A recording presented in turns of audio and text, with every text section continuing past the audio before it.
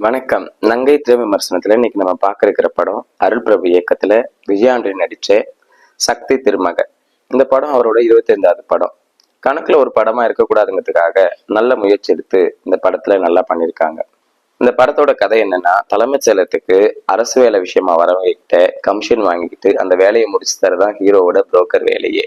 இதுல கோடிக்கணக்கான பணம் சம்பாரிச்சிருக்காரு. அதை யாரும் நீங்க டவுட் பட்டு கேட்க கூடாது. ஏன்னா தேர்தல் பத்திரம் மூலியமா அரசியல் கட்சிங்க கோடிக்கணக்கான பணத்தை கமிஷனா சேர்த்து வச்சிருக்கிறாங்க. ஒரு இடத்துல புரோக்கர் வேலை ரொம்ப டேஞ்சர் வேலைன்னு சொல்றாங்க. சில அரசு அதிகாரிகள் தன்னுடைய டியூட்டியை புரோக்கர் மாதிரி பார்த்துட்டு இருக்காங்க. அப்படி பணத்தை வாங்கிக்கிட்டு செஞ்சு கொடுக்காத அதிகாரிகள் கண்ணத்திலையும் ஹீரோ பதம் பார்க்கிறாரு. இதனால இவர் எப்ப மாட்டுவாருன்னு சில பேர் காத்துட்டு இருக்காங்க. பலவீனமான உயிர் போறதை பத்தி கவலைப்படாத ஒரு கொலையை மறைச்சு இந்த படம் ஆரம்பிக்கிறாங்க. நமக்கு ஒரு எதிர்பார்ப்புகள் உண்டாகுது இல்ல. ஆனா ஹீரோ வந்ததுக்கு அப்புறம் பலருக்கும் பல விதமா உதவி செய்யறாரு. இதை எத்தனை படத்துலதான் நம்ம பாக்குறது.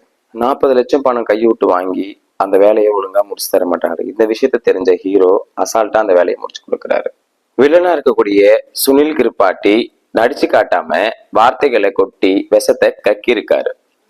அவருடைய நடிப்பும் வசனமும் அரசர் காலத்துல இருந்து நம்மளை ஏமாத்தினவங்களை அடையாளம் காட்டியிருக்கு. அவருக்குள்ள இருக்கிற வெறி ஜனாதிபதி ஆகணுங்கிறது தான். அதற்காக எதையும் செய்ய தயாரா இருக்கிறாரு. இப்ப இருக்கிற ஜனாதிபதிகளுக்கு தகுதியும் திறமையும் ஹிஸ்டரியாவா இருக்கு.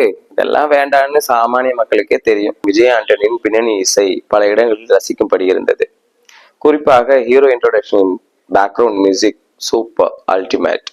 ஹீரோயின் பிரியாஜித் இந்த படம் முழுவதும் பயந்து போய் தான் இருக்கிறாங்க. அப்படியும் ஒரு சில இடங்கள் சிரிச்சாலும் அவங்க பயந்து போய் நிக்கிற மாதிரிதான் நமக்கு ஞாபகம் வருது. ஹீரோ மக்களுக்கு பல விதமான உதவிகள் செய்திருக்கிறார். விசாரணை வலையில் சிக்கிய போது மக்களுடைய ஆதரவு இல்லாத நிலை வியப்பாக உள்ளது. பெரியார் கைத்தடி ஊனி நடப்பதற்கு மட்டும் இல்ல, அநியாயத்தை தட்டி கேட்கவும் முடியும்னு சக்தி திருமகன் சக்தியாக நின்று காட்டினார்.